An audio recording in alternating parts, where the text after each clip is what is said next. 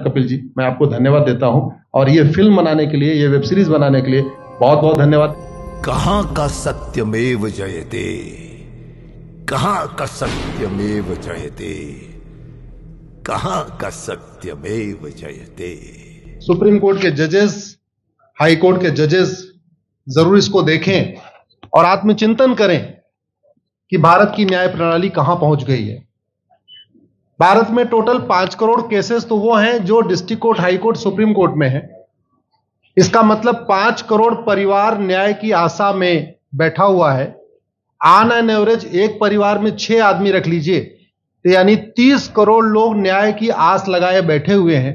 30 करोड़ का मतलब एक अमेरिका, 30 करोड़ का मतलब 15 ऑस्ट्रेलिया, 30 करोड़ का मतलब 7 कनाडा, 30 करोड़ का मतलब 1.5 ब्राजील।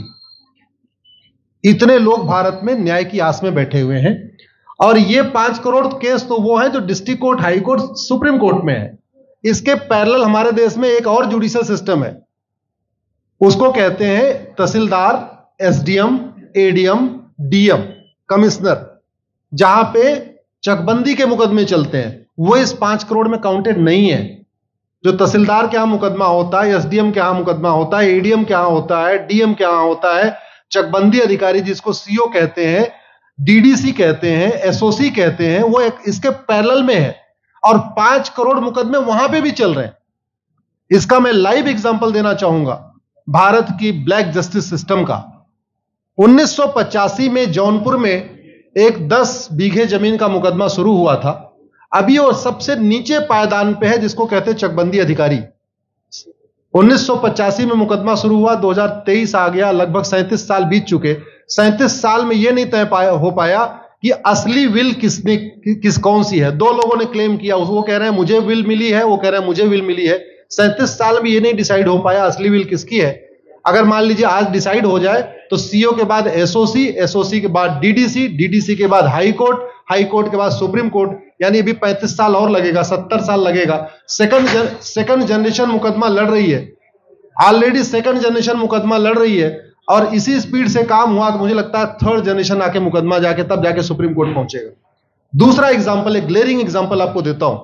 1971 के वॉर में पाकिस्तान में बम फेंकने वाले, पाकिस्तान के फौजियों के बहुत सारे बैंकर तोड़ने वाले एक कर्नल कबोत्रा है, पंचकुला में रहते हैं।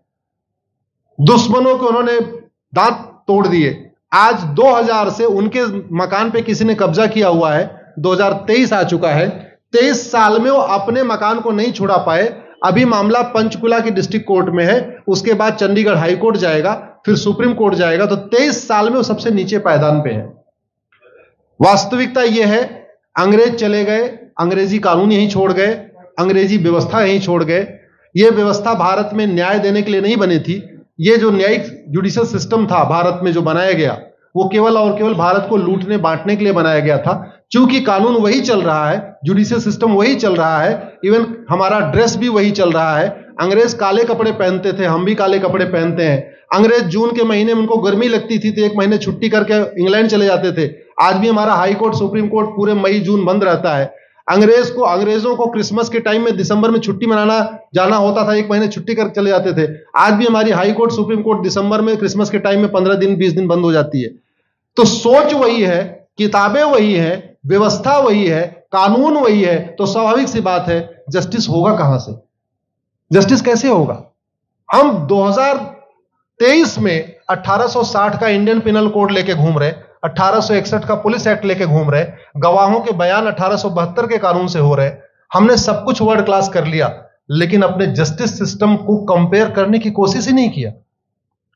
जितने में एक एयरपोर्ट बनता है, एक एयरपोर्ट बनाने में 25,000 करोड़ की लागत आती है। अगर हमारी सरकारों ने एक एयरपोर्ट की कीमत जुडिशियल सिस्टम पे खर्च कर दिया होता तो हमारी न्यायिक व्यवस्था अच्छी हो गई होती। आज घटिया, चूंकि अकाउंटेबिलिटी नहीं है, जुडिशियल सिस्टम में कोई अकाउंटेबिलिटी नहीं है। किसी के साथ न्याय हो जाए, अन्याय हो जाए, कोई फर्क नहीं पड़ता। निर्दोष को जेल हो जाए, जज की कोई अकाउंटेबिलिटी नहीं। दोषी को बेल हो जाए, जज की कोई अकाउंटेबिलिटी नहीं।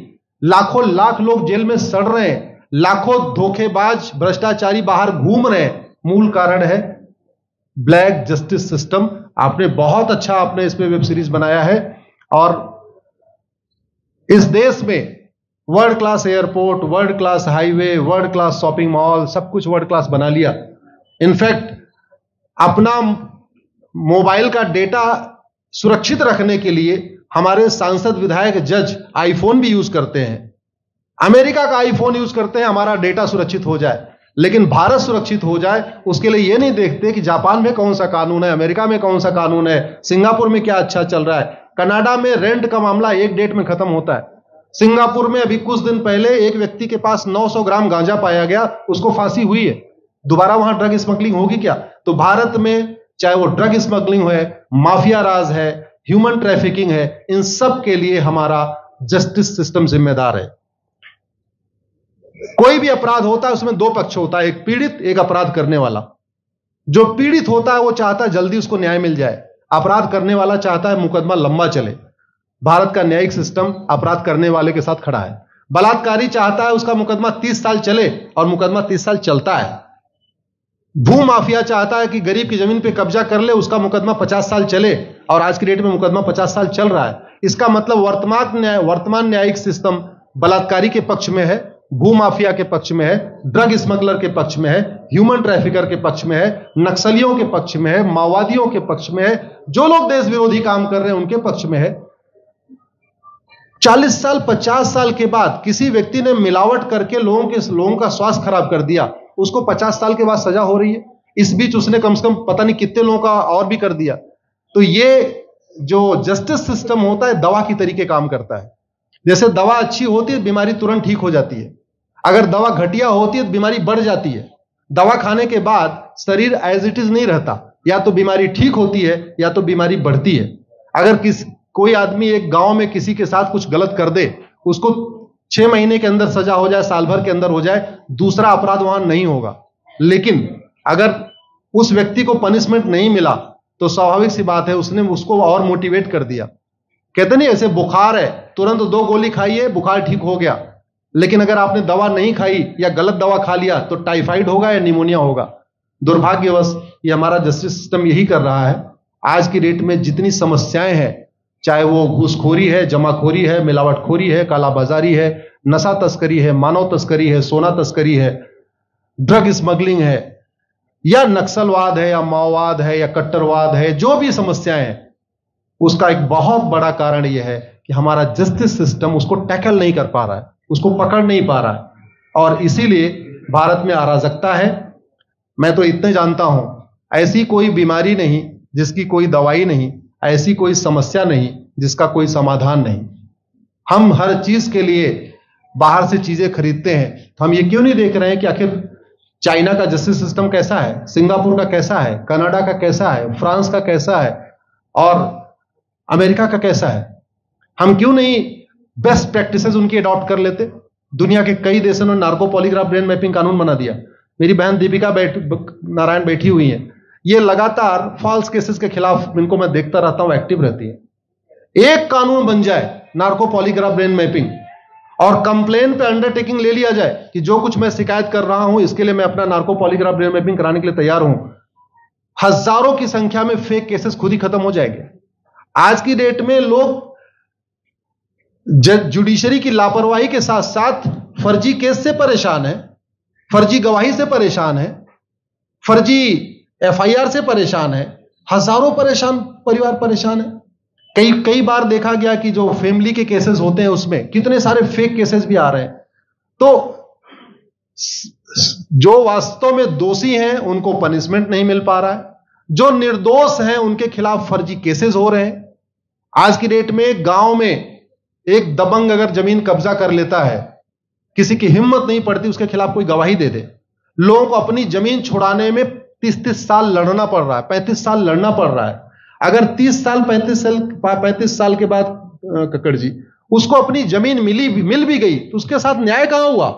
35 साल में उसका टाइम बर्बाद हो गया, 35 साल में उसका पैसा बर्बाद हो गया, 35 साल वो मेंटल ट्रॉमा में रहा, 35 साल उसने तारीख पे तारीख झेली है। और मैं तो डिस्ट्रिक्ट कोर्ट में कई बार जाके देखा, ऐसे परिवारों को देखता हूं जिनके पास बस से आने के लिए पैसा नहीं है, साइकिल से आते हैं। ऐसे परिवारों को देखता हूं जो चाय नहीं पी सकते अपने पैसे से, बेचारे घर से रोटी बांध के और अचार लेके आते हैं, लेकिन वहां मजबूरी में वकील को पैसा देते हैं। तो हमारी कोर्ट कचहरी वास्तव में दलाली का अड्डा बन गया है। हमारी कोर्ट कचहरी भ्रष्टाचार का अड्डा बन गया है। और मैं दुख के साथ कहना चाहूंगा, अदालतों में न्याय हो नहीं रहा है, बल्कि न्याय बिक रहा है। जिनके पास पैसा है, वो कि उन्होंने कितना बड़ा क्राइम किया हो, मर्डर किया हो, रेप किया हो, उनको जमानत हो रही है। और जिनके पास नहीं है, वो बेचारे जेल में सड़ रहे हैं। कई बार तो देखा गया, मैंने मेरे मर्डर किया एक्स अनंत सिंह ने, लेकिन एक्स अनंत सिंह बाहुबली थे, उन्होंने थानेदार को 20 लाख रुपए दिया, वो वाई अनंत सिंह को लेकर जेल में डाल दिया। नाम वही है।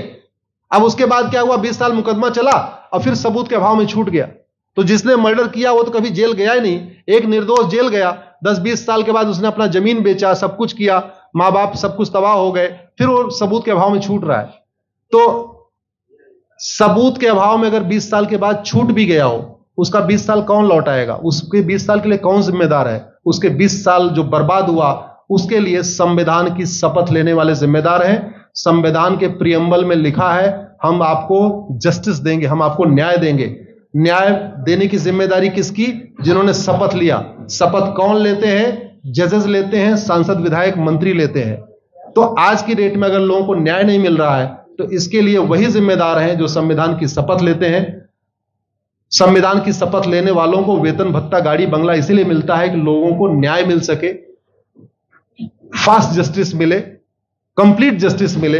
अनफॉर्चुनेटली कंप्लीट जस्टिस मिलने में तो 50-60 साल लग जाता है, फास्ट जस्टिस तो सपना हो गया है। इसलिए आज आपने जो ये वेब सीरीज बनाई है, मैं आपको धन्यवाद देता हूं। एक ऐसे विषय पे जिसपे कोई टच नहीं करता, लेकिन जिससे करोड़ों लोग पीड़ित हैं।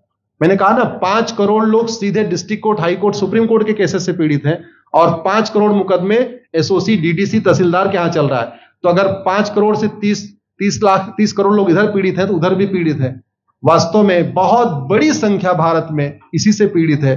और अपराध, भ्रष्टाचार और जितनी भी अराजकता चल रही है, उसका मूल कारण भी यही है। जस्टिस सिस्टम अच्छा हो जाए, कानून सख्त हो जाए, कानून का खौफ पैदा हो जाए, न्यायपालिका का खौफ पैदा हो जाए, और ये थाने जो दलाली के अड्डे बन गए हैं, तहसील जो दलाली का अड्डा बन गया है, डिस्ट्रिक्ट कोर्ट जो कमीशन खोरी का अड्डा बन गया है, अगर इस पे कंट्रोल हो जाए तो वास्तव में भारत में फिर से राम राज्य आ सकता है। अगर जुडिशियल सिस्टम अच्छा हो जाए, तो जो राम राज्य की कल्पना है, धर्म की जय हो, अधर्म का नाश हो, प्राणियों में सद्भावना हो, विश्व का कल्याण हो, मुझे लगता है उसको फिर से जीवित किया सकता है। आपने मुझे बुलाया कपिल जी, मैं आपको धन्यवाद देता हूं। और ये फिल्म बनाने के लिए, ये वेब सीरीज बनाने के लिए बहुत बहुत धन्यवाद देता रहता हूं। दीपिका जी लड़ती रहती हैं, इनको देखता रहता हूं। बहन नेहा जी आई हैं, ये अपने गानों से मुझे लगता है बहुत अच्छा आप लिखती हैं।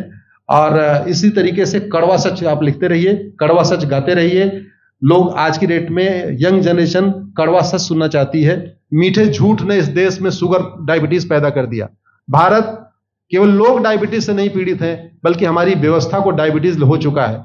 और उस डायबिटीज को दूर करने के लिए नेहा राठौर जैसी बहनें जो सही बात कह रही हैं, दीपिका जी सही बात कह रही हैं। आप लोग जो है बहुत अच्छा काम कर रहे हैं। और आपने, कक्कड़ साहब, आपने बनाया वेब सीरीज, आपको विशेष आभार, धन्यवाद देता हूं। यही निवेदन करता हूं, इस वेब सीरीज को ज्यादा से ज्यादा देखें। और खास तौर पे अगर आपके जानने वाले कोई जज हैं, कोई आईएएस हैं, कोई आईपीएस हैं, मंत्री, सांसद, विधायक हैं, उनको भी एक बार फोन करके, व्हाट्सएप करके एक बार कहिए कि वो भी इसको जरूर देखें। क्योंकि अल्टीमेटली न्यायिक व्यवस्था बदलने की जिम्मेदारी उन्हीं की है जिनको वेतन, भत्ता, गाड़ी, बंगला, free air ticket, free rail ticket और वीआईपी व्यवस्था मिलती है। ये व्यवस्था उन्हीं को बदलनी है। जय हिंद, धन्यवाद।